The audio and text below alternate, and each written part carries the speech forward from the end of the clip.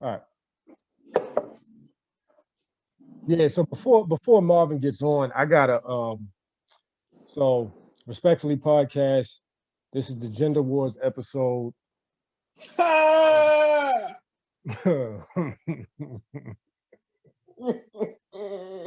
So this is the Gender Wars episode. Yo, you gotta turn your camera on, bro. What's up? What My happened? camera not on. What the fuck is All going right, on man. with you?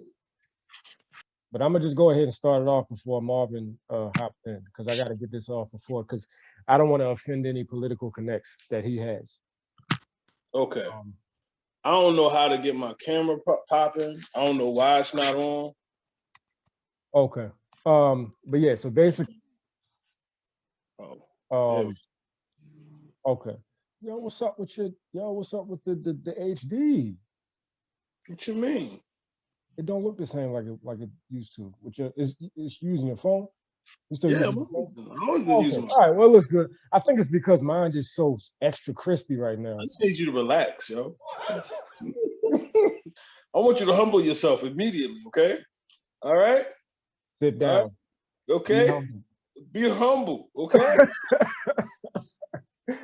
So, all right. So before Marvin get on, I gotta get this off. So basically, this is a gender wars episode. We're talking about just gender wars specifically in the Black community. But so I recently had a situation where trying to figure out how to put this. Um, okay, so this story is a great example of uh, Black gender wars. Um,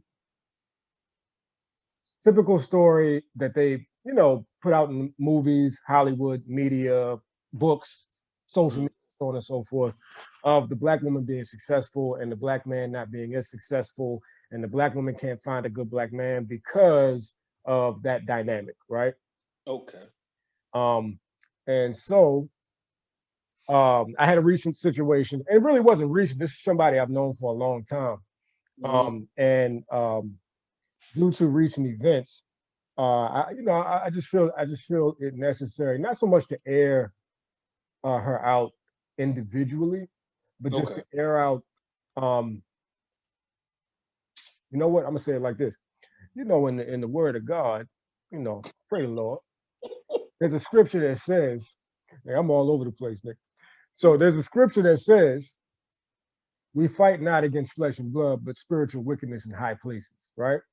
So I'm not airing out an individual person. And I'm not saying that she's spiritually wicked. I am saying that there is a spiritual ideology, a spiritual approach Okay. that exists in certain spaces. And that's what I'm referring to, right? Just so happens that this is an anecdotal story about a woman that I know that exhibits some of those traits that are Okay. somewhat counterproductive to the progress of Black people and Black women and Black men. Not specifically her, Okay. talking about the ideology, the approach.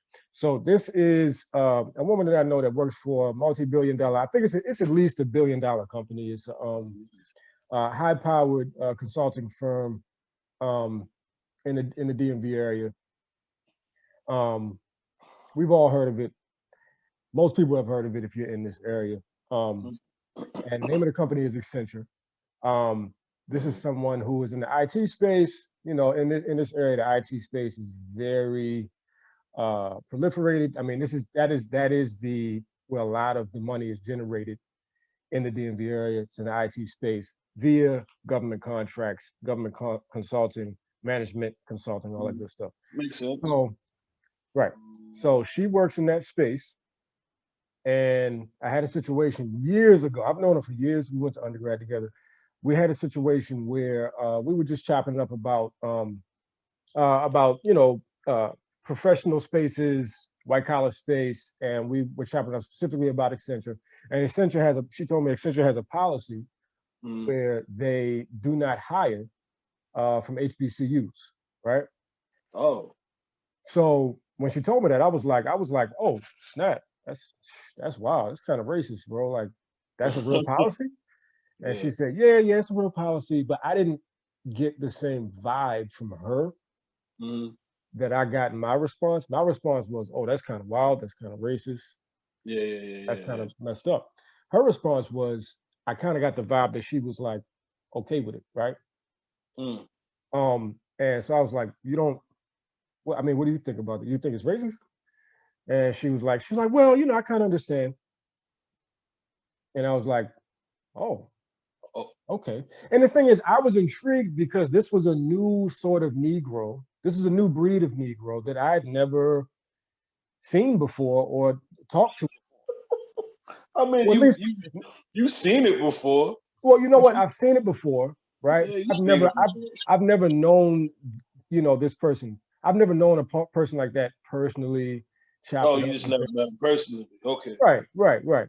Um, so I'm like, oh, okay, that's interesting. I said, so, and I didn't attack her. I didn't say, hey, well, why don't you think that's right?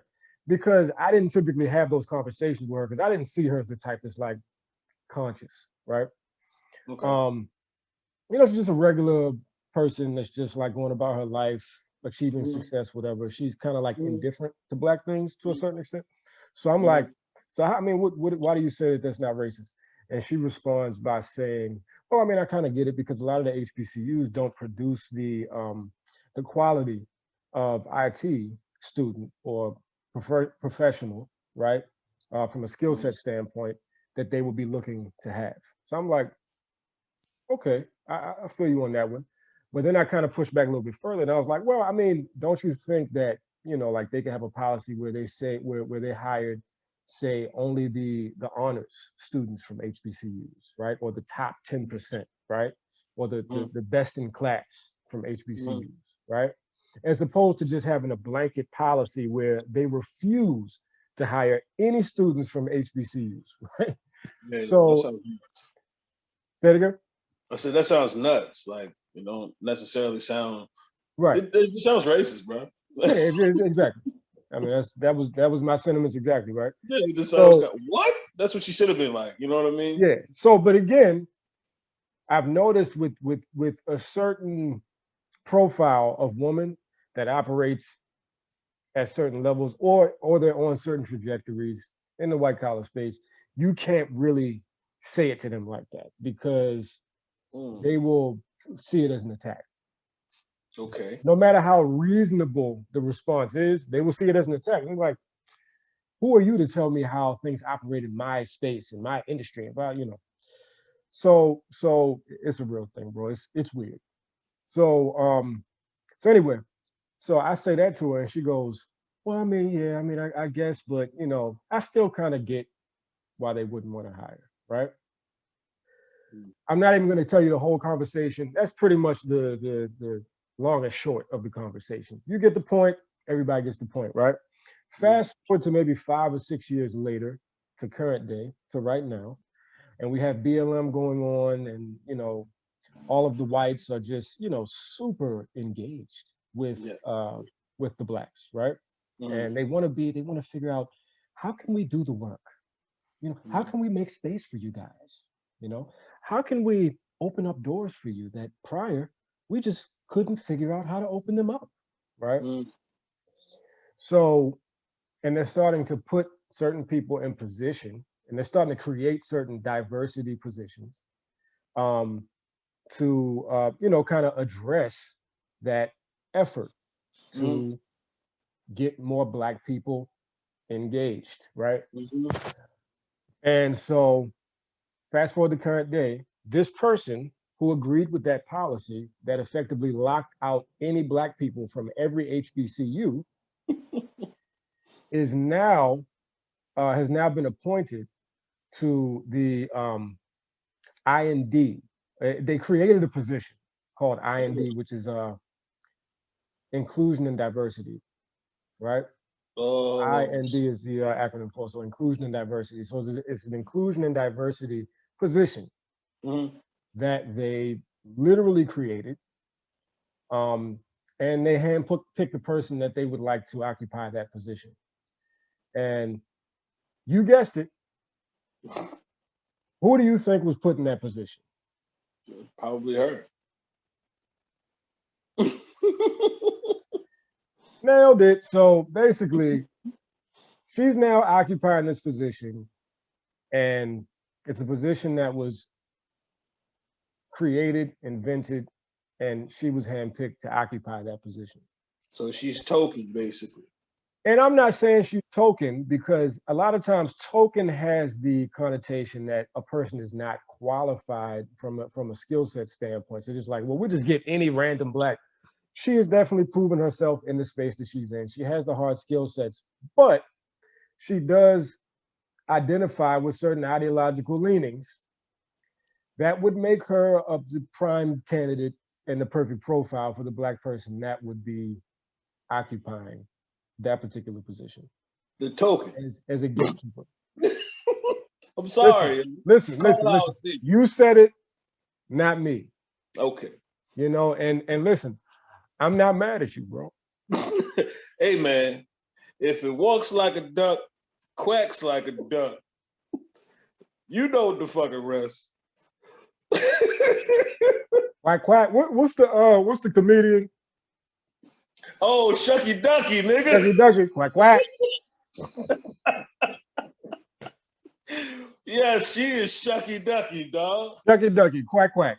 It sounded to me like in those few years before when you had that conversation, though, it sounded like she just didn't want any African American competition, because I guarantee you that it's not a lot of people of the melanated complexion in those spaces right now. You know what I mean? And if you had a whole bunch of HBCU people coming around, 9 times out of 10, you got a lot of people that's vying for those same positions that are not open to a lot of melanated people. So she would have a lot more competition. So she's all like, you know what?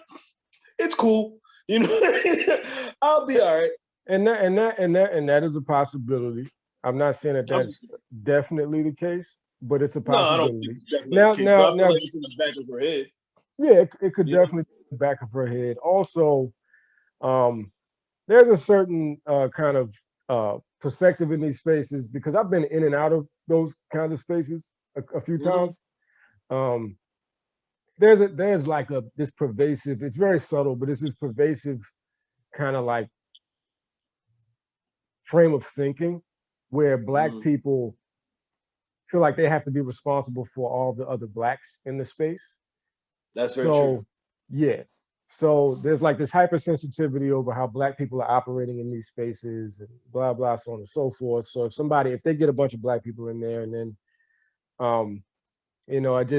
now on one hand, a lot of times black people are happy to see other black people, right, come into those spaces, you know, because they're like, oh, man, yo, I'm so happy to see you. It's like, yeah, I mean, it's like being, I don't know, like being in Get Out, yo. Yeah. Yeah, you know. But then you have certain blacks that are very amicable, like genuinely amicable in these with their white counterparts, with their white cohorts in that space, and they genuinely enjoy the environment, that white environment. And I've also seen that, and I'm just like, oh wow, so they really enjoy this. Like a lot of black people, what they do is they're like, look, I got to get this money. If I can get along with these, you know, folks, then it makes my job a lot easier. It makes them a lot more amicable to me. And so it's more of a utility as as opposed to something where I actually genuinely enjoy it. But some blacks, and it's kind of rare, but you will definitely find some black people that, I mean, you look at them and you're just like, oh my God, they're having a great time. They are like really loving. They're not even playing around. They're not even pretending. They're the Carltons, bro. They're the Carltons. Carlton Banks. You feel me? You know. So not unusual. It ain't unusual. You heard him. He danced. Shucking and jiving. Yo, you was a wild boy. I'm just saying though, cuz we all know, we all seen them before. You know, and I don't, and this is the thing, man. Some of them, they cool. I mean, now granted, at the end of the day, they might be a little, you know, some of them are cool, some of them are not cool, and they are dangerous. Very much. You know, so like, look, get it how you live. You know, like I'm not mad at none of them. I'm not mad at nobody, because it takes a lot for black folk to succeed for a lifetime and generate revenue to be able to have a family, provide for themselves for 30, 40 years straight with white paychecks. It takes a lot, right? And when I was younger, I used to be like, man, that's a cool, like now it's like, look, if that's what you if that's how you get it, how you live, and I can't be mad at you because listen, it's tough out here. And if you don't play the game, it is very difficult to survive, So I get it. The only time that I come in and I say, yo, that's a coon, is when I see them actively throwing black people under the bus in public, when I see them actively undercutting other black cohorts. Yeah. That's when it gets like, all right, nigga, look, get your bread. Yeah. But leave the rest of us out of it. Don't undermine me, yo. Just because don't undermine me, up, bro. Don't step on my head so you can get out the quicksand, bro. I don't want to hear Exactly. Leave me out of it. We not for that. So, but yeah, I just had to, load the clip. Okay. And, Bishop. Just had to bishop him real quick. I understand. From my understanding, she tried to block you. Well, yeah. That was a situation. And I just responded, say less. Yeah. I said grow up. Okay. And the thing is, for me to get into that conversation, I would have to get into, backstory that really. No, not necessary. Not necessary. It's just two things you need to say, baby. Grow up. We don't got time for that. If you can't take these truth bombs, oh well, nigga. Hide. I don't give a fuck, nigga. Shit. Sorry. Hey, look. Sorry, not sorry. Is that what they say nowadays? Right. Sorry, not sorry, bro. You know what I mean? It is what it is in today's society, baby. Like sometimes you just don't want to hear that shit. You don't want to hear that truth. But the reality is all there, baby. You know what I mean? They put you in a position to save face because apparently now Black Lives Matter because it has a logo. Apparently now. A logo. Like if it wasn't a logo and it wasn't trendy to say, would it really matter?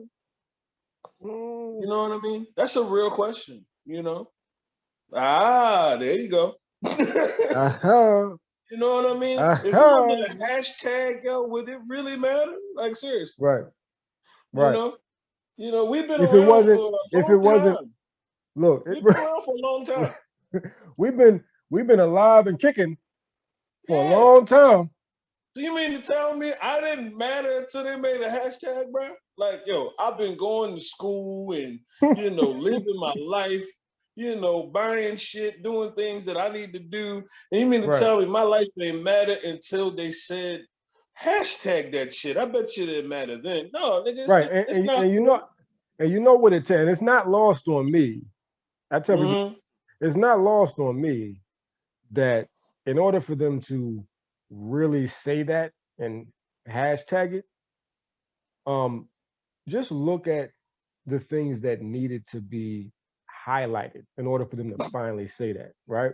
Yeah. So they're literally just saying, I mean, this is the lowest, what would you call it? This is the lowest form of respect and appreciation. Their lives matter. Like it's just like that is a bold statement for a lot of these people to make, right? Their lives just matter. So, I mean, so their lives matter. So we shouldn't just murder them haphazardly in cold blood in the middle of the street. So that's a bold statement. Wait, whoa. You're really pushing the envelope, aren't you? Hey, bro.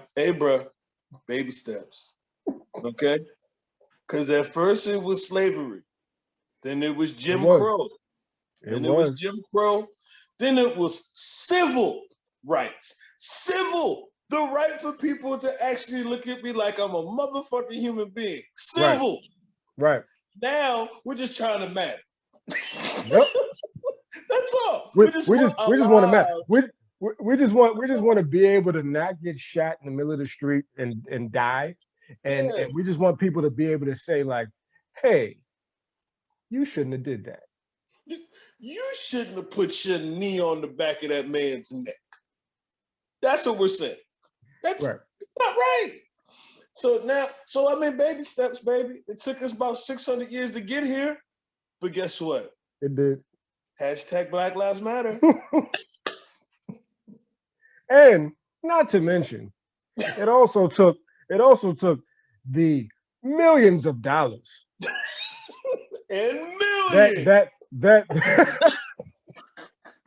that incentivized the hashtag. Word. It You literally know, took the NBA. right. It took the NBA and about 6 people dying in the street. Like, that's what it is. So, okay, that's fair enough.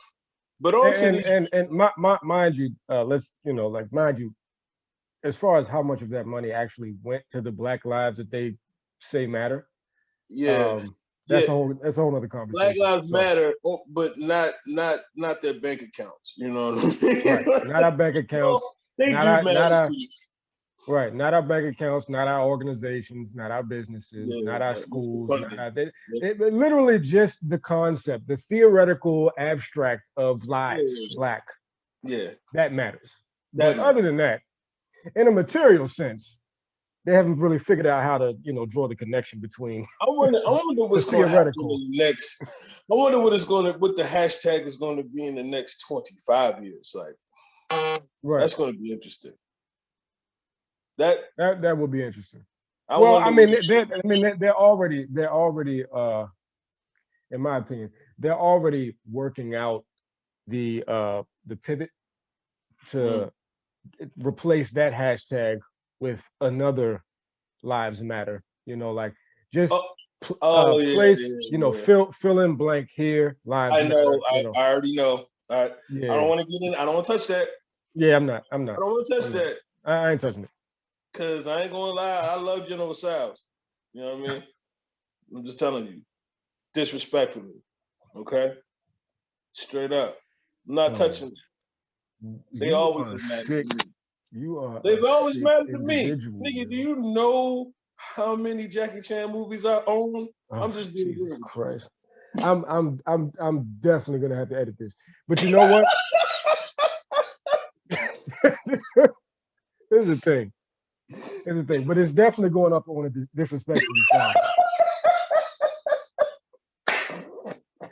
That's happening. Nigga, just be glad this ain't live, nigga. You know What'd you say? Just be glad this ain't live, nigga. Right. You know what I mean? Because I would be singing that song from motherfucking The Last Dragon. Suck it, okay, you suck it, Snoop. I suck it to me. I suck it to you. And that is the most racist shit. And the thing is that I used to have these conversations back in the day, and yes, bro. And with other minorities, and they'll be like, well, we're discriminated against too, and it's all the same. And I'm like, well, it's levels to this shit. It is.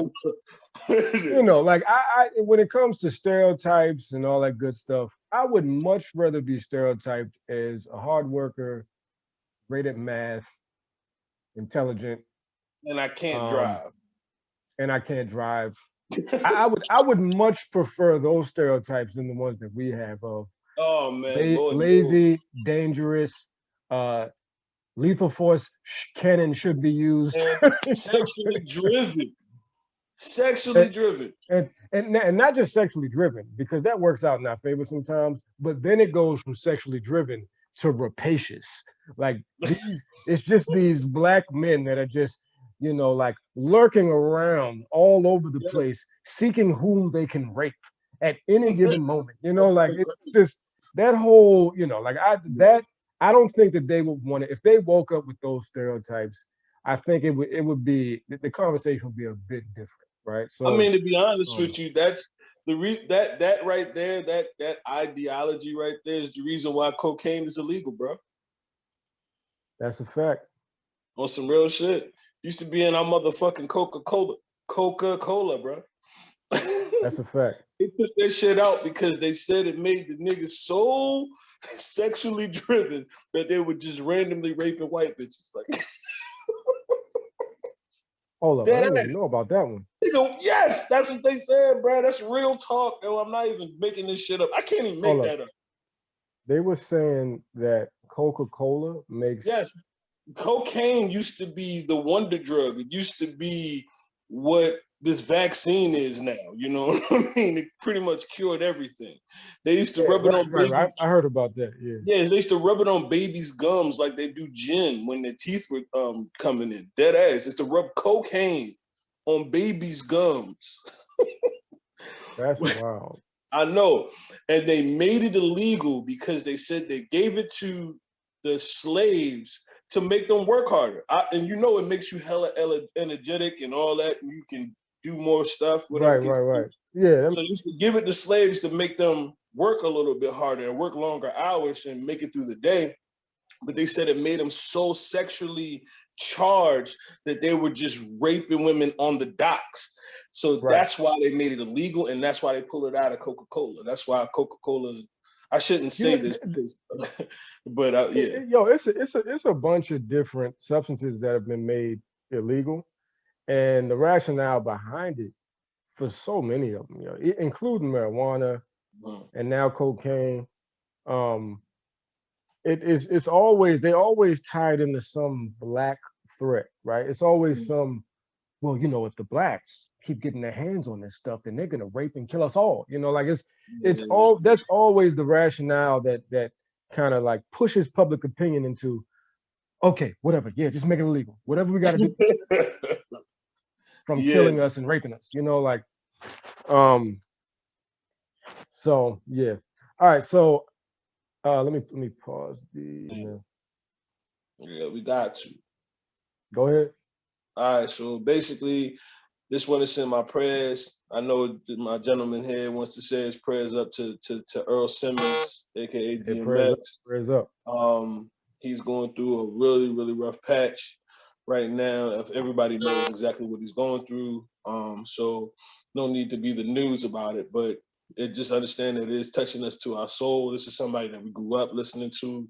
This is somebody that man. Some of us actually idolize. I named a dog after my man before, so it's somebody that really touched my soul. Yeah, I named one of my pit bulls Earl. No lies.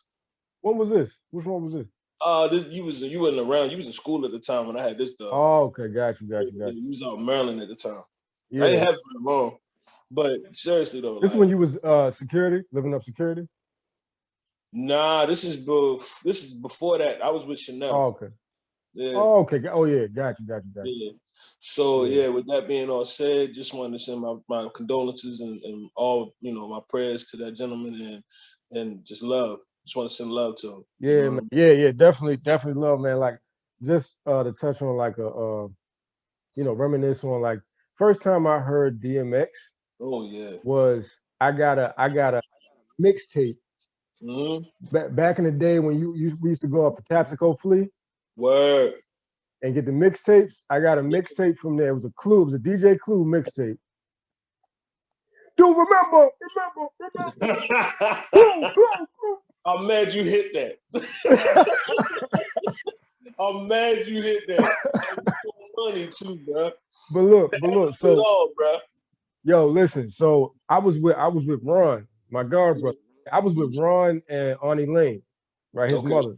Okay. And we driving back from Patapsco, about to go to his place, and we playing the mixtape in the car. This back with the the tapes. You know what I mean? So like we playing it, and Arnie Lane so DMX comes on, and first time like nobody had really heard him at this point, especially in Maryland, Yeah. And so everybody in the car was like, "Yo, who is this?" Including Arnie Lane. Like she don't even listen to rap. And she was like, "Who is that? I like him. He sound different. I like it." And ever since that moment, that's like when after that he took off back-to-back platinum. I think diamond albums. I know it went platinum 2 times in the same year. Okay. He put out his Dark and Hell is Hot and Flesh of My Flesh, Blood of My Blood in the same year. They both went plat. Got you. Nuts. Yeah, Nuts. yeah. So Unseen before shit, you know? right. Yo, Yo, what's man, up? What's Oh, up, man there brother? you rocking. go. Yo, There he you rock. He, go. What you doing? It's listen, like listen. Freddie Gibbs. Look at my man. Yo, I was about to say my man rocking the MJ Baldy, yo, the 23, but yo, the Freddie Yo, Gibbs was way better, yo. Yo, did you hear? Speaking of Freddie Gibbs, did you hear like the little joke he told after the was it the Grammys? They Nah, were at like a Grammy dinner or after party, and he nah, didn't what happened? win. He didn't. He got nominated. He got the Grammy nod, but he didn't win. I Yeah, think he he lost lost to to Nas. Nas. Yeah, he Yeah, lost to yeah, Nas. You yeah, felt the way about that. yeah. I was like, why, nigga? Why are you feeling away? I don't understand. But anyway, so he right, was right. like, he was like, he was like, yeah, listen, I might have lost today, but I'm undefeated in court. Bluff. Yo, Hey, listen. He was at a dinner with a bunch of people and he stood up and said this with a pink suit on. And I come was like, on, yo, I love Freddie Gibbs, man. come on. I mean, yeah, you love the salmon color. I understand it. You know what I mean? Okay, here we go. No, He like no, a no. salmon color sick nigga anyway. All right. Okay. Salmon cut suit I'm letting ass him nigga, breathe. man. All right. All right. Everybody. Okay, listen. Everybody relax. Everybody I'm gonna let you relax. breathe. I'm gonna let you Okay. breathe. Let's all calm down. You know, All right. Nigga wear I'm gonna one let you salmon breathe. hoodie. One salmon hoodie. Yo, Nah, nigga, my that man shit hit was me up. cotton candy. You came in this motherfucker. Hey This yo. nigga. My man, yo, one of my frat brothers hit me up. One of my OGs, he was like, one of the big homies. He was like, yo, I posted like something online with the salmon hoodie, and I think I posted like 2 different things, and he was like, yo, this nigga in this salmon hoodie has got to be stopped. It was like, yo, Oh you have got man. to be stopped, yo. Yes, man. Listen, Something's man, gotta be listen. done. Listen, I give you all the flavors of the hoodie. Pause. You feel me? So I mean, somebody's got Hey, to do it, man. Somebody's somebody's gotta gotta do it. Why somebody not Somebody got to you? gotta say it. do it, right? Somebody got to Why say it not with their you? chest. Yeah, Why yeah, not me? you said it. If You listen, definitely said it. if You not, the if salmon hoodie not nigga. me, if not me, then who? Yeah, If not, bruh. if not now, then when? Hey, bruh. I ain't mad at you. You understand me? You know what I mean? You walk around with the motherfucking confidence of Richard Roundtree out this motherfucker. Okay? You do that, bruh. And I'm just Either talking that or about Richard Simmons. shit. Like, you understand me? Yo, please don't, yo. Don't call me Richard Simmons, yo. I wouldn't do that to you. I wouldn't do Come that. on. Come I on, wouldn't do Freddie. Come on, Gibbs. Oh man. Yo, Oh, I'm man. a hair challenged up here, brother. No, If I no, had my no. hair, I would look like George Jefferson. Not yo, you still got some of the top left. Uh-huh. No, you ain't seen me in a minute, bro. I'm telling you, if Oh, I grow it's my all hair gone? out, it's bad up here. Oh, Damn, it's man. all gone. Man. You can't I even look you crazy, can't even do the joint where they give you like where they do the close joint and they kind bro. of I'm gonna fade have it just the in the sides, corners to brother. put. Nah, Oh, I'm gonna Nah, have a just little yeah, joint coming down just here. don't jump out the window and do that's a no no bueno. Beijing. That's all I'm telling you, shorty. Yeah, don't do Nah, it. Run around here looking I like can't do Astro Beijing. Boy. I don't Yo, want you to do that to yourself. if Listen, I do listen. Beijing, it's cool like an art project. It ain't working. Hey, look, It ain't working, my y'all nigga. said the Beijing about to look like this painting behind me, nigga. Yeah, I can't do it. Have a Basquiat on the top of this. You know? There you go. I would be so man. upset with you, yo. Why they bring out that big ass paintbrush on niggas anyway? You ever I seen don't them know, do it man. before? You ever seen somebody get a Beijing before? Yeah, it's kind of crazy. I have. In real life is, G. It's kind of I crazy. know. So, like, full disclosure, like on my hair, I have like a slanted hairline. So even back when I had cornrows, like my shit would be a little bit slanted, so they would have to adjust it on this side to make it with this side. Yeah. And now that I'm older, it's like it's still thin on this side a little bit. So I got a little, yeah, I mean, I tell the barber to put a little dab right here. A little But dab, yo. not a little dab, you know, little pinch. Look. You know what I mean? You let Troy do it? Don't go too crazy. Yo, you gotta let Troy do it, yo. Troy hook you up. Oh, Soul is the man, yo. Do y'all call him Soul? Man. Yeah, Oh, yeah. I So, know Soul's the man. Gary, Troy is that's Trayvon's stepfather. Okay. Yeah, Oh, he knows Trayvon? I don't know if he knows Trey. I know his dad. Oh, you know his pops. Right, yeah. Yeah, So you know everybody know Troy, yo, because he cuts right off Emerson Avenue. What's the name of that shop? Well, they moved. I think he moved now. They don't cut there. Yeah, he moved. Yeah. Where's he at now? Yo, he used to cut on Huffman, so that's how I know because his father had a barbershop. Oh, right. Okay. Right. Got you. Yeah, so I knew Troy's father. Yeah, I might have he to used to hook holler, me up. yo. I ain't gonna discuss what's going on under this motherfucking Lakers cap right now.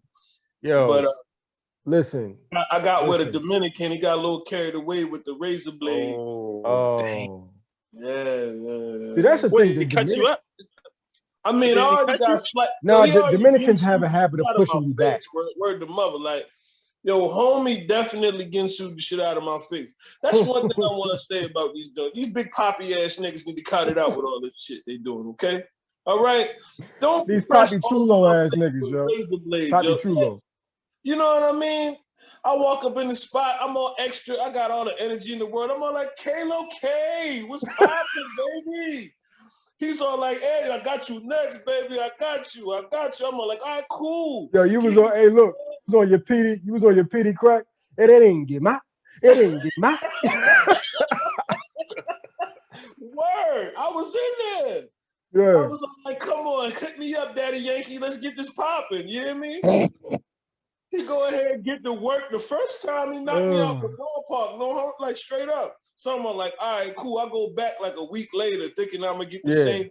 Man, he done, yo. I swear to God, he's like Jason Voorhees, yo. He just a slasher movie, yo. I was bleeding on my face. My hair was on a whole nother situation. Yeah, he cut the shit out of me, G. Oh, I thought you were saying he just pushed you back. Oh, he pushed it back though. I ain't gonna hold you. Like he definitely pushed it back. He pushed it back, and he like. Oh yeah, he tried to kill me. Like he tried to murder me, yo. It wouldn't stop bleeding. He kept on putting sand on my face and shit. I don't know what the fuck that shit is. It was just a terrible experience. I'm never going back again. I didn't tip. You know what I mean? But you know, I always had good experiences with the Dominicans because the Dominican that used to cut me. One thing about the Dominican shops is they give you the works, like, and it's it's the standard. Like they hit you with after they cut you, give you your cut. They put the hot towel on you, shaving cream, they hit you with the razor. You ever got that mistreatment? That mistreatment, yo. When they throw the mist in the water, it's like a little water bottle contraption, whatever, and it spits like it's like a humidifier, but they put it on your face and they put the towel over your shit, and you just get like in a sauna on your face. Damn. Yeah, yo, I caught that one time, yo. See, I just got the hot towel. Like they take the hot towel, put it on your face and all that. I got that 2022 treatment, yo. I don't know what the fuck is going on. Yeah, man. Yeah, that's crazy. I ain't never seen him again, my Dominican used to hook me up, bro. Like, and it was like the standard to do that. At black barbers, they don't really. You got to request it, you know. Yeah. Then they look at you funny, like, yo, you want all that? Right. Like you don't want to do a job. Like, yeah, you want this tip, don't you, stupid? Go ahead, put that damn towel on my face. You know what I mean? But I ain't gonna disrespect. They're professionals. And they have a talent, and I ain't gonna take it away because I can't do it myself. Because if I could, I wouldn't go. Right. Yeah. You know what I mean? All right. So. Can you explain that? Well, it's a very sensitive subject, and certainly I believe that I have tried to approach it from a very sensitive angle. What I have actually said is that the Black woman's disrespect and rebellion against the leadership and the authority of the Black man is a direct cause of the breakdown in the Black family structure. It's not an attack on us as Black women.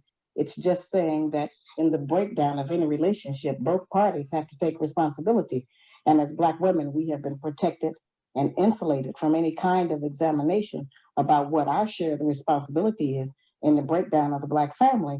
My book represents the first platform, certainly, that the Black man has ever had to air his grievances about the Black woman, because no one would ever listen to him. They have only listened to us. Can you tell us a bit about the book itself? What brought you to this point of having to sit down and use your pen to write this book? Well, actually, it was my first book. In 1985, I authored How Not to Eat Pork or Life Without the Pig. Mm-hmm. And at that time, I was going around doing what I was calling Get Off That Hog lectures.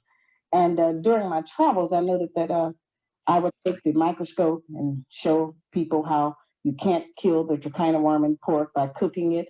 Heat was not destroying the worm, and I would show them, the difference, and demonstrate how FDA was now using radiation to try to kill the worms in pork because cooking was not working, which is what we had always been told.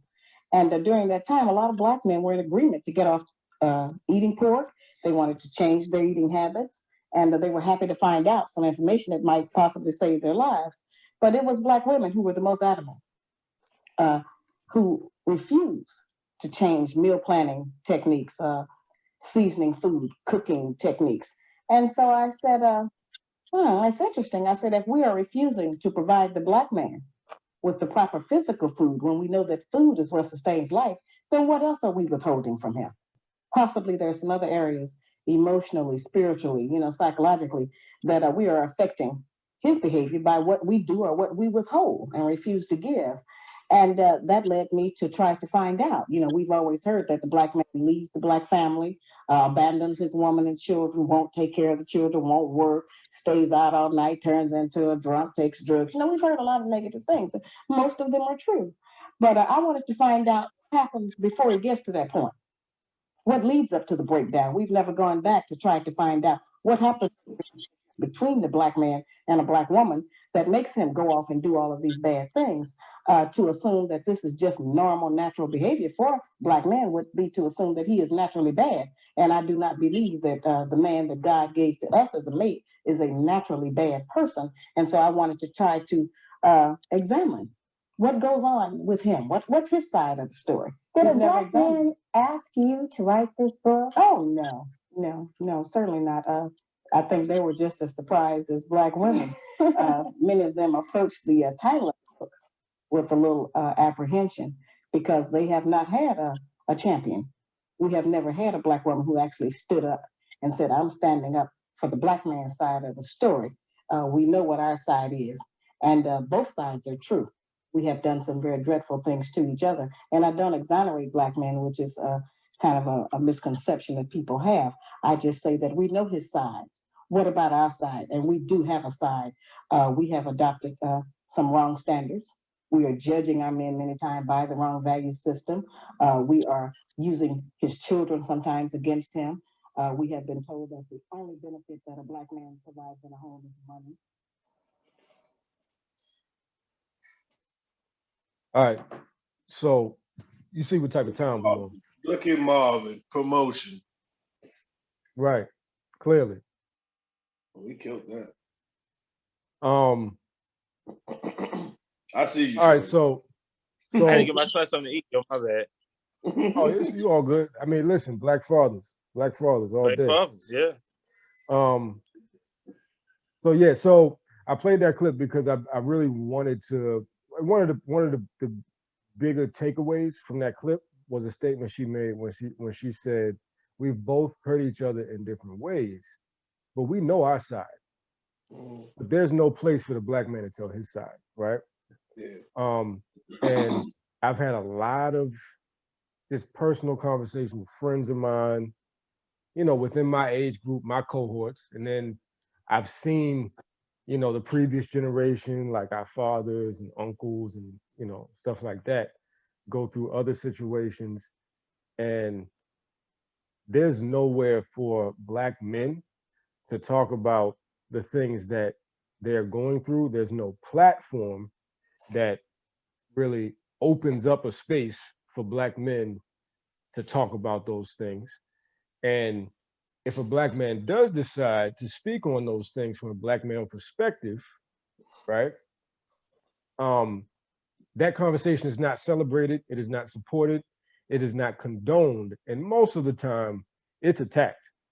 Um, so it was a big statement that she made, and she said a lot of different things, but that was one of my biggest takeaways, and that's kind of like my thesis. My thesis is that yes, we are all Black. We go through things and we hurt each other in different ways because we have a history of trauma. And I'm not saying that all Black people's history is and lives, our entire lives are just trauma ridden, right? Because we do have there's a lot of love in Black households, there's a lot of healthy things in Black households, right? But there's also some trauma. And as a result, Black men have done things to further hurt Black women. Black women have done further things to further hurt Black men. But only one side of that is elevated to a point where you see it all over social media, you see it in books, see it in talk shows, you see whole shows done on it on TV. And that side of the conversation is the Black woman's side. Black men are always kind of held accountable for, we're not this, we're not that. If we don't have this, then we shouldn't be valued as this. If we don't get that together, then we don't deserve this and deserve that. The same is not the same. The same things are not levied against the women in our community. My goal is not to levy those criticisms against women. My goal is to open up the conversation for both sides, right? And also really just to provide a platform for Black men, because I have a lot of friends of mine who I've seen go through a lot of things as a result of them being so I just think it's important because like I said, I have, friends of mine who have gone through so many different things stemming from, either their things that were done to them by their mothers in the household, things that were done to them by their significant other, ways in which their children have been used against them, ways in which their financial well-being has been attacked by their significant other or their former significant other. And I'm not talking about men who are like just, like it's not like a Tyler Perry. Everything is not a Tyler Perry film where Black men are just waking up and the woman gives them breakfast and like, what is this, bitch? Pop, and just smacks her. And then you're like, what is, there's no context of what the hell is going on? Right. So like, that isn't the typical situation. That is pushed so often in the public sphere that the guys that actually go through stuff where it's like they weren't actually bad guys, they have no space to really kind of like vent or kind of talk about what they've been through and get that support, because everybody automatically thinks you deserved it, you're a Black man, y'all ain't no good. Yeah. It's like, bro, I'm struggling out here, We getting there though. Like I'm starting to notice that. More and more, we're starting to see a lot of, different pods and different type of content creators that are putting out information that is very valuable to the Black man. You know what I mean? Right. And I like, and it's so necessary, and I'm happy that this is starting. I mean, this is something that had to happen. I mean, how are we ever going to be able to push the culture if we don't get that type of information? You know what I'm saying? Right.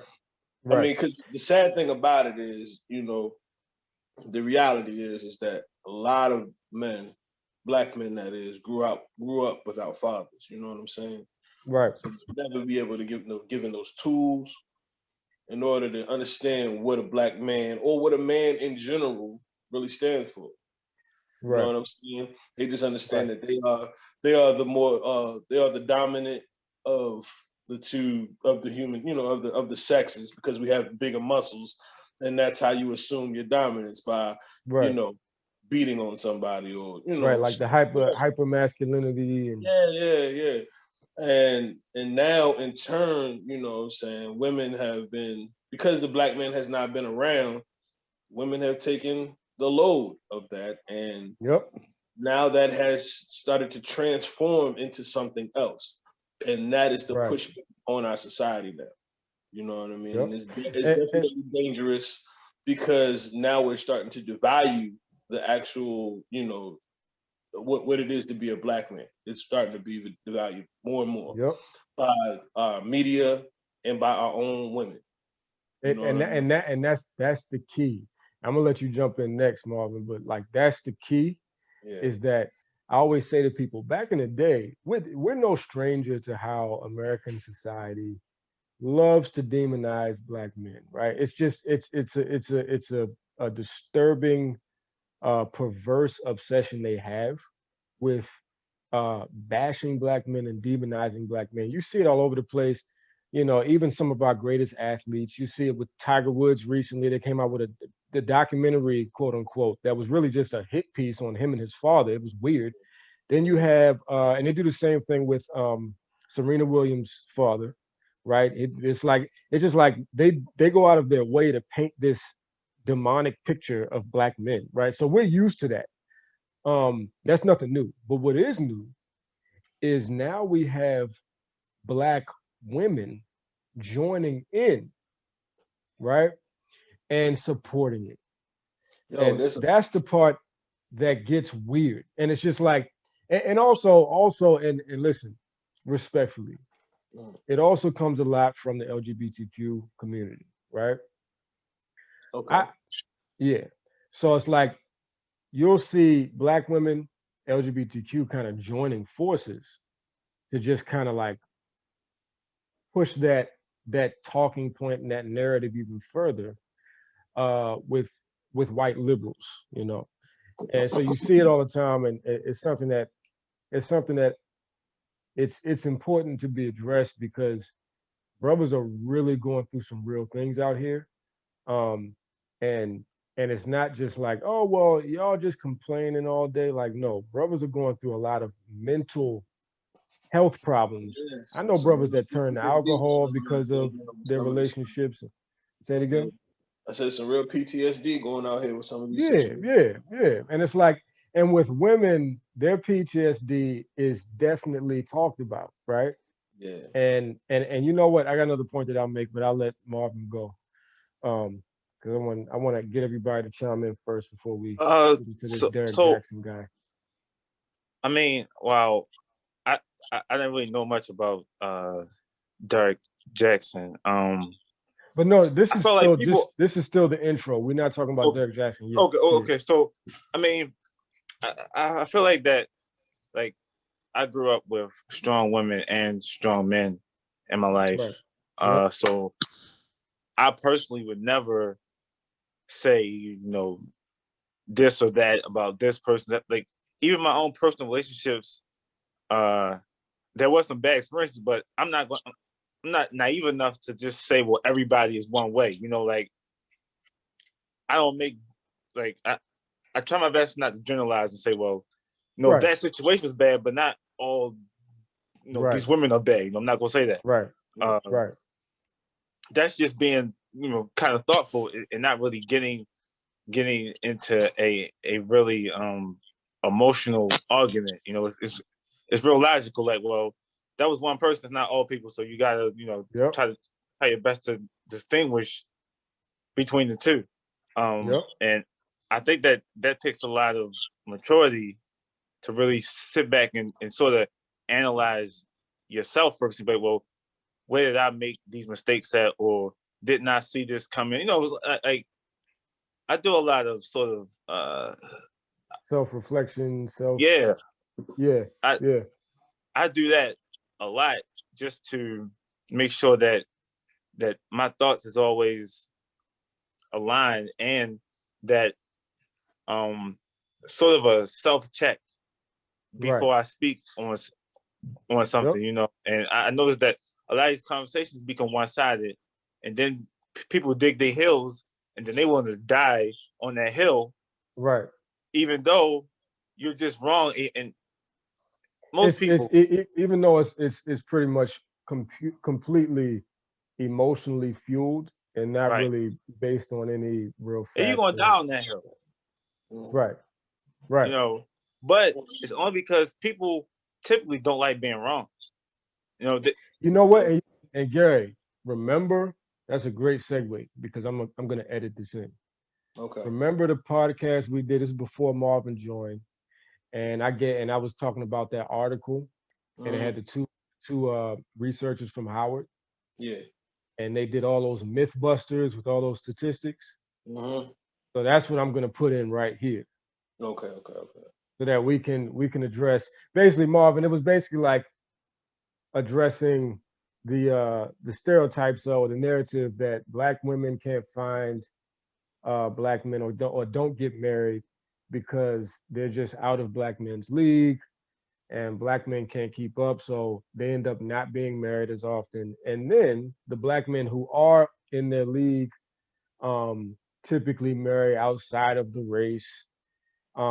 There were a few different myths, and this article, it was a couple of researchers from Howard, and they went down there was about 3 or 4 of them, and they went down and just busted all the myths. And they did it with data for evidence. They looked at the original research that kind of put that propaganda out there, and they looked at, okay, what was the sample size? What demographics did they look at? Age restrictions, all these different variables, and they were like, wait, okay, this is not accurate, you know? So we did a podcast on that, and I broke that down, and then we, had another conversation about it. But yeah, so I'll edit that in here. I'm about to.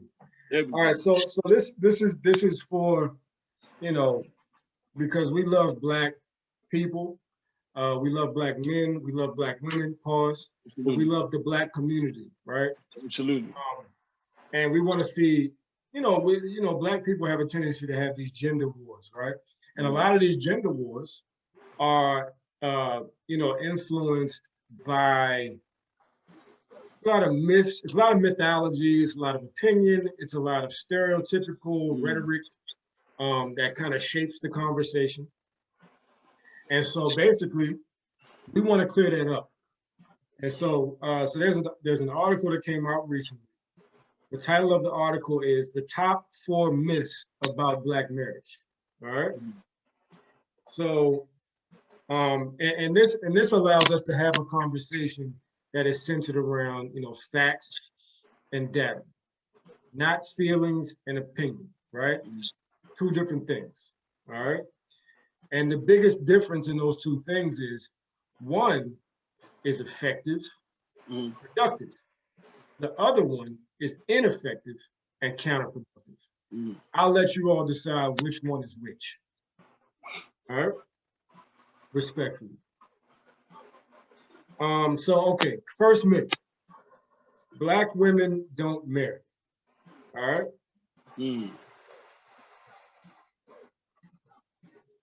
So, all right. So in the article, it says that there's a statistic where Yale University found, I don't know what year this was done in, it doesn't cite the year, but there was a Yale University study that found that just 42% of Black women are married, right? And it also says there's a variety of high-profile news and networks, such as CNN and ABC, that picked up on the figure and ran with it. But there are 2 researchers out of Howard University, shout out to HU. What's that, the Bisons? No. What the fuck is Howard? I thought the Bisons was Morgan, yo. Okay, I could be wrong. I don't know. Please forgive me. Anybody from HU, Morgan, I know everybody's very passionate about the HBCUs, so no disrespect, only respectfully, all right? But yeah, shout out to HU, we love HU. But 2 researchers out of HU, Howard University, Ivory Tolson and Bryant Marks, because I want to give them credit for this, questioned the accuracy of the finding. This is what the article says about that. Black men drop Black women as soon as they reach a certain level of success. Don't they? Question mark. This is what the article says. While plenty of Black Rap stars, athletes, and musicians may choose to date or marry interracially when they achieve fame. The same is not true for the bulk of successful Black men, right?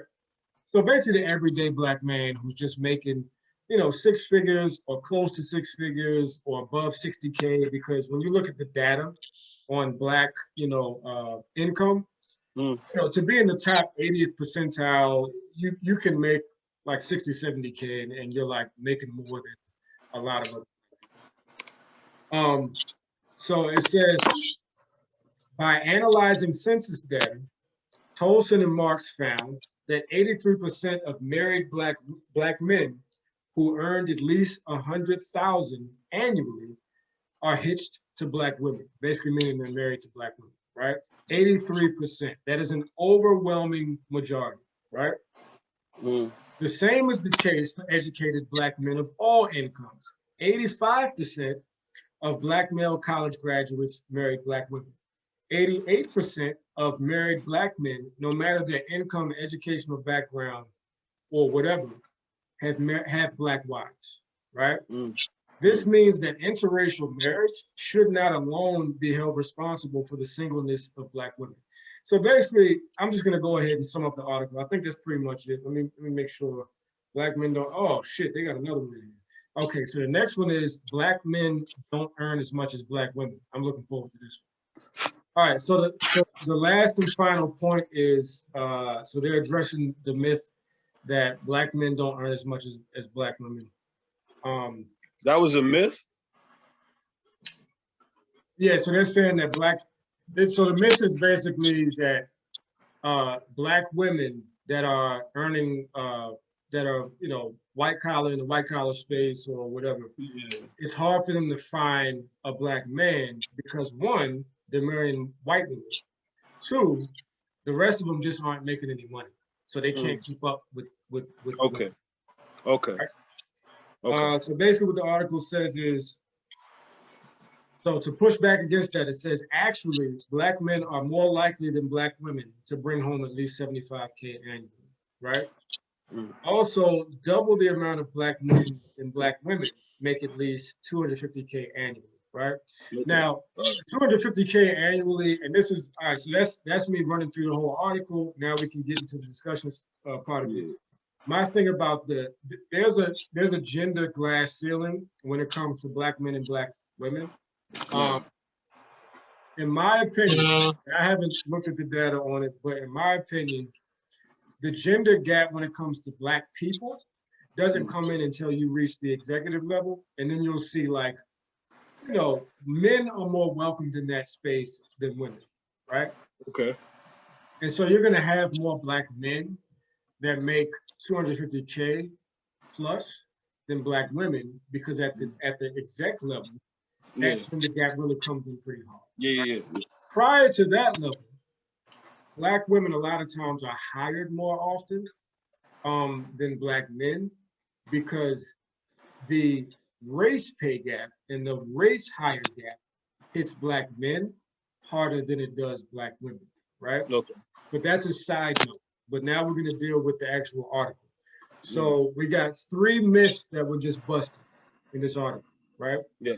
The myth that Black men, successful and unsuccessful, may marry outside of their race, and that's what makes it hard for women to find marriage.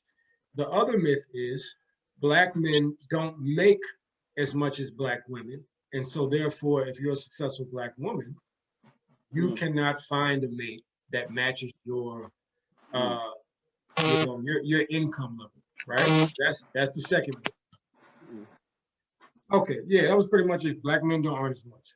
Don't earn as much. All right, so we just, through this article, through data, you know, all of that was kind of challenged in a factual way, right? It wasn't opinions, it wasn't any of that.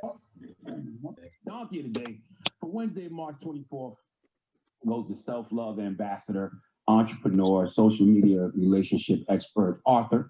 He's wrote books like Heal Together Without Hurting Each Other. He wrote another book called Single Mothers Are for Grown Men Only. And he even wrote a book called A Cheating Man's Heart, a fiction novel.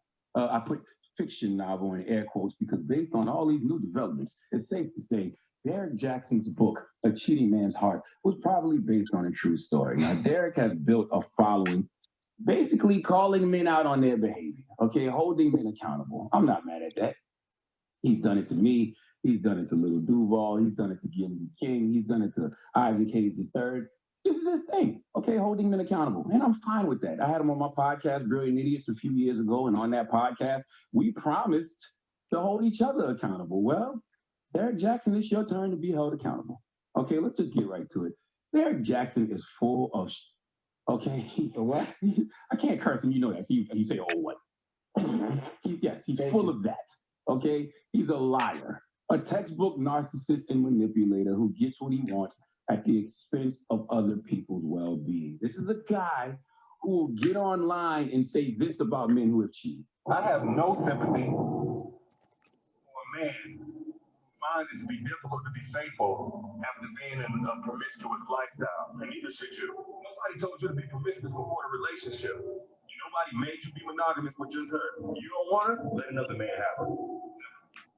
But the truth is, you've probably been cheating much before you actually put your dick in her. And more times, I would say 9 times out of 10, when the dude gets caught cheating, that wasn't his very, very first time cheating. That wasn't his only time cheating. That was his only time getting caught. I agree with you there. Okay. And guess what? Derek Jackson himself is a cheater. Oh, he just got exposed by a woman named Candace. I can't pronounce her last name, but Derek Jackson, who was a married man, bought this woman to Atlanta to stay in his house he shared with his wife and kids. The woman, Candace, who Derek was cheating with, actually took pictures of her laying in the bed he shared with his wife in their Atlanta home. Derek Jackson, who spells his last name Jackson. Why? I don't know. That bothers me. Jackson may be a slave name, but when it comes to Black people, it's one of the greatest last names you can ever have. Why would you hack that? I mean, when you're talking Jackson, you're talking Samuel L., Janet, Jesse, Bo, Randy, Mahalia, and of course, Michael. But actually, I'm glad you don't spell your last name Jackson because you don't deserve to be in that Jackson power ranking, okay? If you were, you would be at the bottom right under Andrew. You know Andrew Jackson, 7th president of the United States, slave master, ethnic cleanser, tyrant. If you actually spelled your last name Jackson correctly, you would be at the bottom of the list near him because of the level of evil that you display. Yes, my brother. See, what we're going to do here today is stop the shenanigans. Okay, see, my father always told me that when you lie, you're not lying to nobody but yourself. And I have watched you since this story broke just lie and attempt to continue to manipulate the public. I mean, that's what you do. You manipulate people. You get online and have these bad faith arguments, which is also textbook narcissism, meaning you don't care about or even try to understand the people that you speak about. You said it yourself. I don't have no sympathy for a man who cheats. Not only do you not care or attempt to understand the people you're talking about, to have any sympathy or empathy, all right? You are dedicated to deliberately misunderstanding and mischaracterizing others to make yourself look good. You like to paint other men as being dishonest and deceptive and morally corrupt. Why? Because you're a narcissist, and that's what narcissists do, project their BS onto other people. The reason you love to paint men as dishonest, deceptive, and morally corrupt is because that's what you are. See, Derek, I waited to give you Donkey because I wanted to see how you would react to all of this, and you reacted by doing what you've been doing all this time, and that's lying. See, I saw the first video you posted when you first addressed the allegations. You said that you and your wife were separated during that time and that you and Candace have had a sexual relationship without actually having sex. Listen, I'm in screw it mode, F it mode. I'm hitting up old chicks. I really don't care at this point. One of those people was a girl named Candace. Now, here's the thing. I ain't gonna hold have had that a sexual relationship without actually having sex. fallacy, nonsense, word salad, lies, denying, changing definitions. This is textbook narcissism, people. Lying about what happens, denial, delusion, trying to confuse us to make us doubt the reality of the situation. Narcissists are often ill-equipped to have mature discussions or resolve conflicts, but in their mind, they are experts. Okay, he don't even really understand what he's saying, but in his mind, he's being rational, reasonable, and correct. But the reality is, this nigga just lying. That's why. All right, so I don't want to play the whole thing because that joint is like 13 minutes long. Yeah, he cooks him. He cooks him. He kills this dude, man. He just cooks him to death. But it's well deserved, though, Tommy. Oh yeah, no, it's definitely well deserved. It's Well definitely deserved. When you pander to the Black woman the way that this gentleman was pandering. I mean, he is the new designer. Panda. He was pandering so crazy, dog. He the new designer, yo. Yes, he is the new designer, yo. Like this nigga was out here doing words, yo. Yo, he Steve had was big saying Sim energy. like he was getting to it, yo. And it was so crazy. It was just saying, like, how like everything that we were talking about before about like how, like our media kind of caters to the Black woman. He was on the front line carrying the flag saying, women are queens, women are queens, women are... And look, some women are queens. Not all of them. No, all women are queens, but not all women behave like queens, right? No, Thomas. No, Thomas. We're not going to do that. Respectfully. Okay? We're not going to do that today. You gotta say respectfully, bro. Okay. Respectfully, we're not going to do that. Okay? All right? We're going to call a spade, my G. All right? Because they're not all queens just throwing their box out here underhanded, waiting for somebody to knock that some bitch out the park. You hear me? No, queens don't do that type of shit, bro. Well, they so just don't. But these days, women are about sexual liberation. It shouldn't be these gender norms of double standards of like, oh, well, if a man does it, he can still be a king and be knocking down all types of joints. If a woman does it, then why can't she still be a queen, right? So like you gotta be careful because that's kind of like the Okay. How now, if we're talking in the dating marketplace here, right? Right. Yeah. And what women care for is to be protected. Right. They want to be secure. Right. They want to feel loved. Correct? Right. None of these things have anything to do with body count, my friend. None of these things. That's a fact. With men, on the other hand, we care about our women to be hold themselves to the utmost of femininity, right?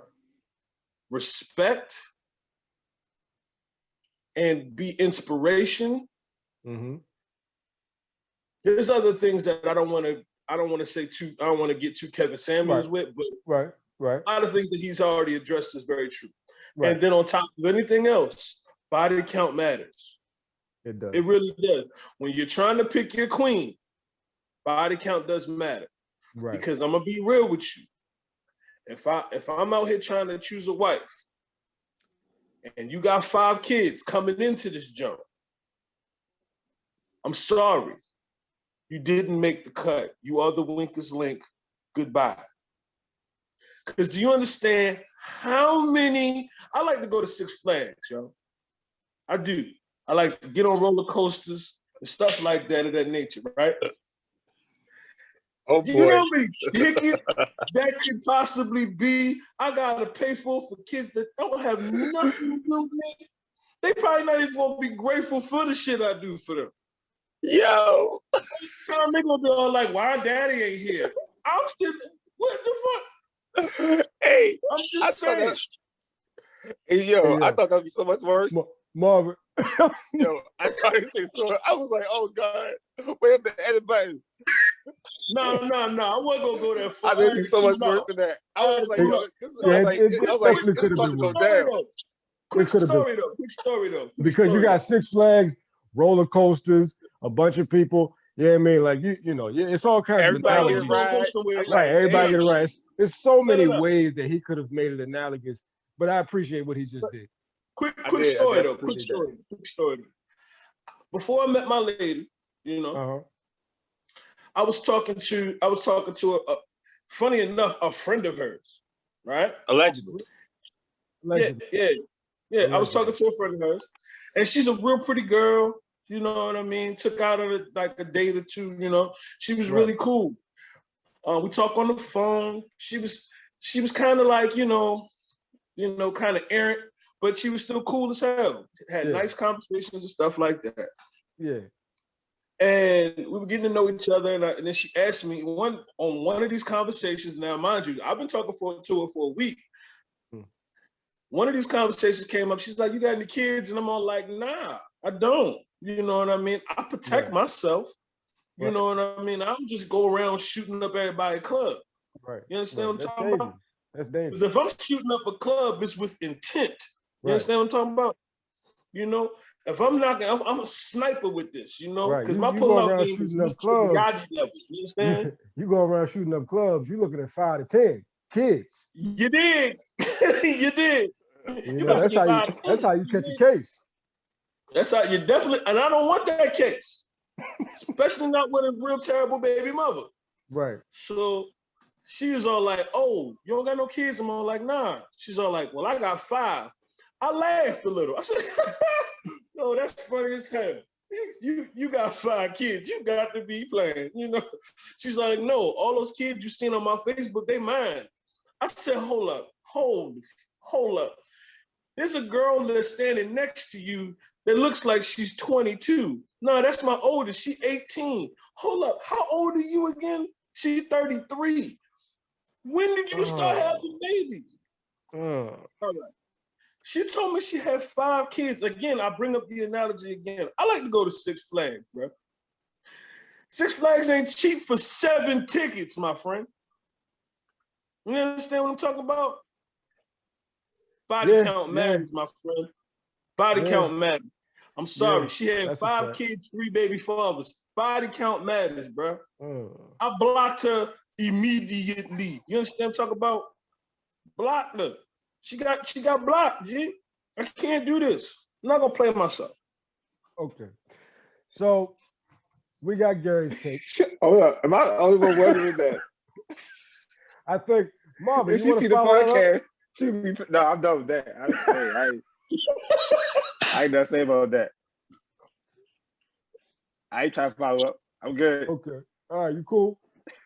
I'm cool. I'm straight. All right. Yeah, but body count does matter. I mean, I agree.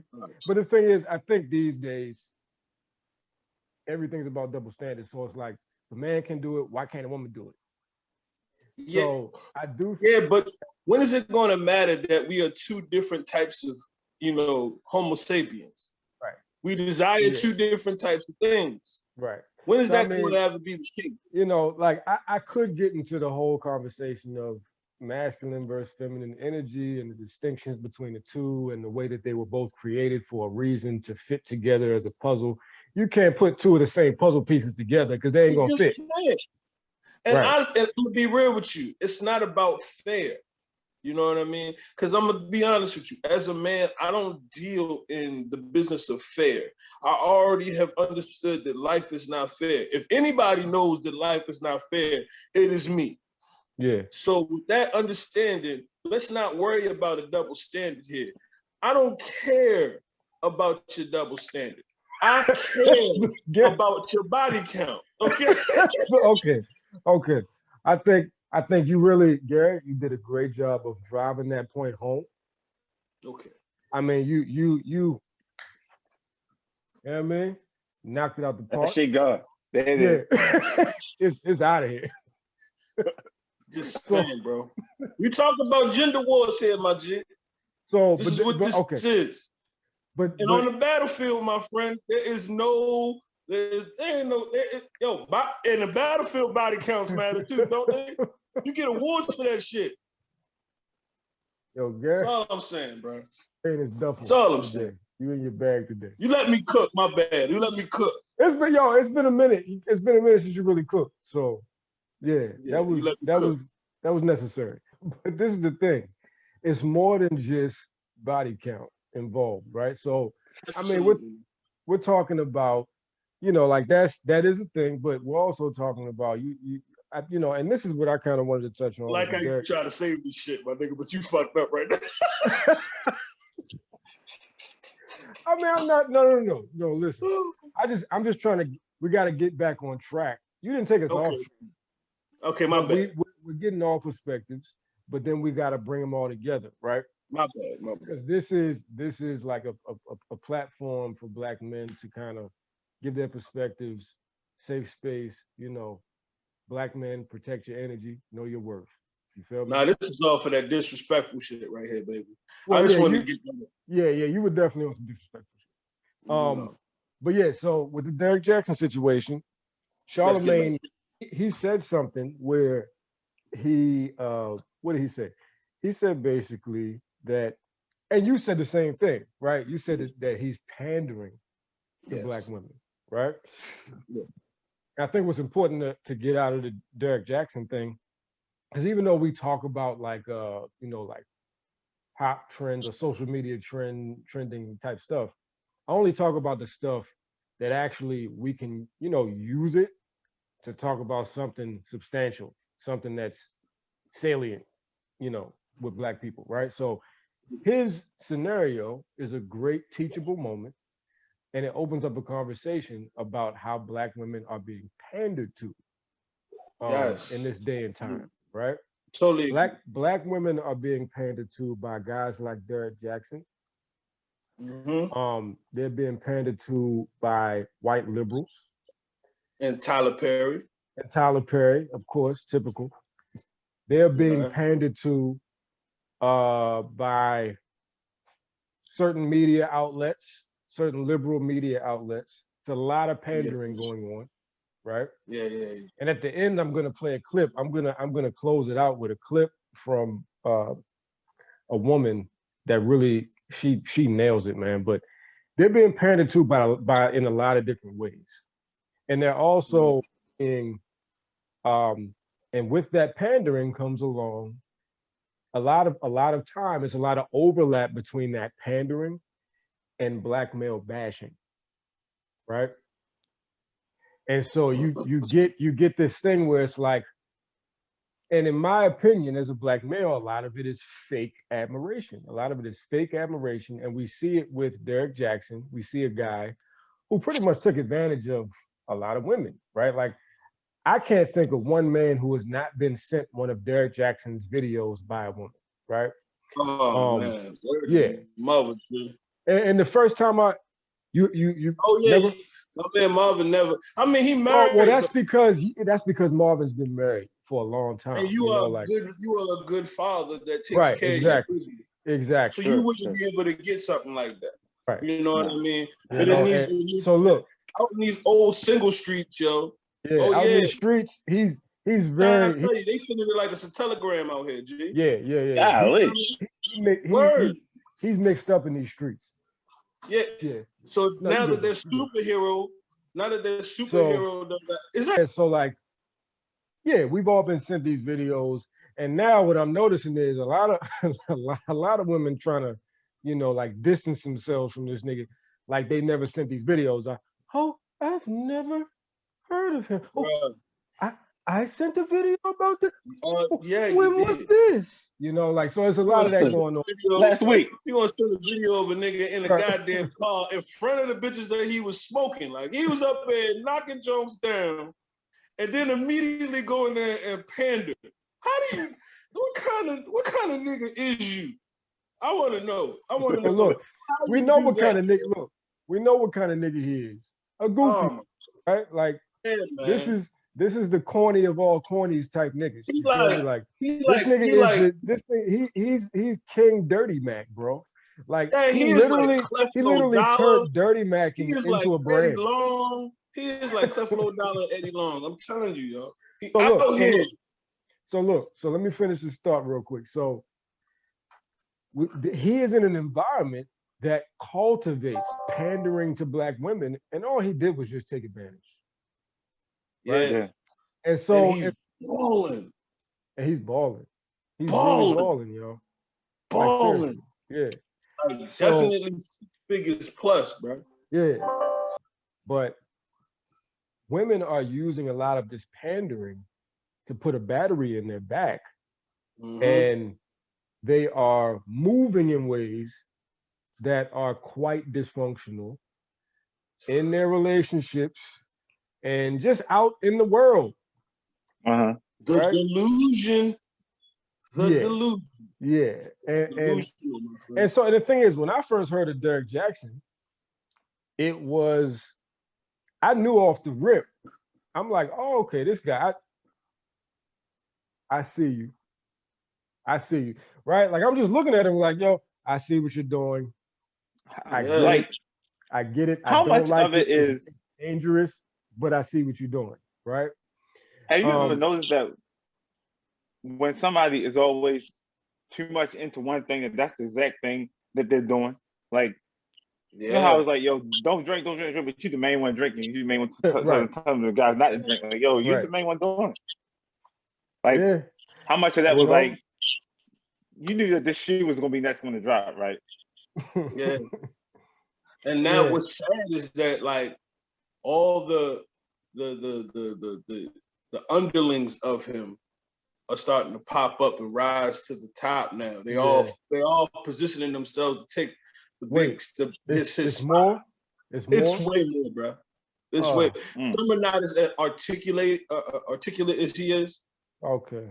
So they're not gonna rest well. Not a lot of them look like that particular gentleman, so it's not gonna really rest well. Yeah. You know what I mean? If I give it to him, he's like, he's super cocky diesel. You know Right. what I mean? He's a handsome gentleman. I Right. ain't gonna take Pause. nothing away from him. He's a Yeah. freaking genius. He knew exactly Well, what I to mean, do. it's not. This is the thing. We gotta stop. We gotta stop throwing around the word genius, right? So, like, Nah, people bro. like him are not geniuses. What people like him are when you have no moral compass, no conscience, and you really Okay, my bad. You're right. it He's a doesn't snake take oil a lot of. salesman. It doesn't take because it's things I can do right now to start Yeah. winning immediately, right? Yeah. But I have a moral compass, Okay. certain parameters that I won't get out of, right? All right. I was very loose with the word. Okay. Yeah. He's a snake oil salesman. You know what I mean? Exactly. That's what the Exactly. brother is. Yeah. Because I mean, obviously, it's painfully obvious. You were over here talking about how you despise men that cheat, and you look at yourself in the mirror every day, flexing your titty muscles. I understand it ain't right, but it's his business. You know what I mean? And now he's trying to save face. To watch him try to save face, brother, did you see him Yo, talking Marvin. third So person? let's so Marvin, because we got to fill Marvin in so he can be involved, engaged, and all that. But so do you know what he did after he got caught in this scandal? Oh, Yeah. I saw the sort of third person conversation. Okay. Oh, the reaction video to Yeah. his apology video, which is hilarious. I thought that was goofy. That was the funniest shit I've ever seen in my life, yo. Uh, How do you Right. blame Jesus and your fans for shit that you said? He said, Yo, yo, my I man. found Jesus. He said, I found Jesus and it fucked my life up. My nigga really said that, yo. Real talk. Yeah, bro. And then he That was was awful. talking about himself and his wife in third person and Yo. saying that I think that people will look at him talking about himself Yeah, bro. as though he made a mistake and now he's owning up to it, and his wife understands that, and blah blah, so on and so forth. Yeah. And you know He what I kinda started? controlled You the know what was narrative. you know what was the most disturbing about it? I What's actually that? started seeing like black women attacking his wife instead of, Yeah. and I'm Yeah. like, are they so caught up into a narrative that was obviously a false pandering narrative that they will actually attack his wife before attacking him? And I'm not saying all women, I'm just saying there were enough women doing that it wasn't hard to find. It was just out there. You would just see it, you know? Bruh, So that shit was so crazy. That shit was so crazy. But look, I guess that was a quick one, man. But I do wanna, because Gary, you killed that segment. I mean, you know, we got that off. We got that off. That shit was hilarious. I just needed to He talk killed about it. it for laughs, yo. Cause But I've been laughing about this shit for like a week, cuz. Real talk. I've been laughing about this shit for like a week, man. But look, so I'm Get I it do off, want. I'm gonna man. play this clip real quick just to put a button. It's kind of a short episode. We'll probably end up touching on it again. And next time I do want to involve, some women that we can build with, and not just that are in here talking about what niggas ain't and y'all ain't speaking on the behalf of women. We don't want none of that. What we want is women that we can build with, and all that. But look, so this is an episode where it's like, look, it's three black men talking about gender wars and critiquing women's behaviors to a certain extent, but there are no women involved. But I think it's important to include women in the conversation, and so that's why I was intentional about starting it out with a woman speaking to women, and I'm going to end it out with a woman speaking to women, right? So I'm going to play this clip. If anybody wants to know who she is, then I can tell you who she is. But here we go. Here's the clip. And this is talking about pandering to black women. How pandering to black women is trendy now. Now, I disagree with that for several. They was talking about how like black men and white women are in the same position, like of oppression, right? Now, I disagree with that for several different reasons. And then what made it more upsetting is that it was some black man on there co-signing what she was saying, like, well, I agree with her, she's right. Let me tell y'all something. The reason why I don't subscribe to this feminism nonsense, the reason why I don't subscribe to all of this women's empowerment nonsense is because it conveniently lumps white women into being oppressed. They are not oppressed. White women are oppressors, period. We have nothing in common with them. Nothing. You feel me? They benefit from all forms of white supremacy, all of it. Their domestic issues with their men is not oppression. You feel me? It's not. They be having their long little relationship arguments. They have their internal problems and issues and all that. That's not them being oppressed. That's them not knowing how to deal with their own men. They ain't got nothing to do with us. They ain't got nothing to do with their men oppressing them. You feel me? That's all that is. And so for someone to say that, some person of color to say that nonsense, and then for a black man to co-sign it, it's just 100% out of line. You know what I'm saying? It's 100% out of line. And I guess I'm gonna have to like post a constant reminder, like a reminder every 30 days, just to let people know that we cannot get ourselves mixed up in this feminism, intersectionality nonsense. And we love it so much. Let me tell you why black people love to claim intersectionality. I'm not just black, I am a woman too. Ugh. You feel me? I mean, are the police murdering women in mass? Like, what is the common denominator here? Because you guys know I like math, right? What is the common denominator? Are the police murdering women? Are women disproportionately imprisoned? They not murdering people in the streets in cold blood because they're women. The common denominator is blackness. You feel me? That's the common denominator. Because if that was the case, if they was murdering people and murdering people and sending people to prison because they was women, it would be a whole bunch of white women being shot down in the streets. It'd be a whole lot of white women being wrongfully incarcerated and all of that. You know what I'm saying? So black women, please let me, like the black women in life, understand we do not have allies with these white women. They not our friends. They not.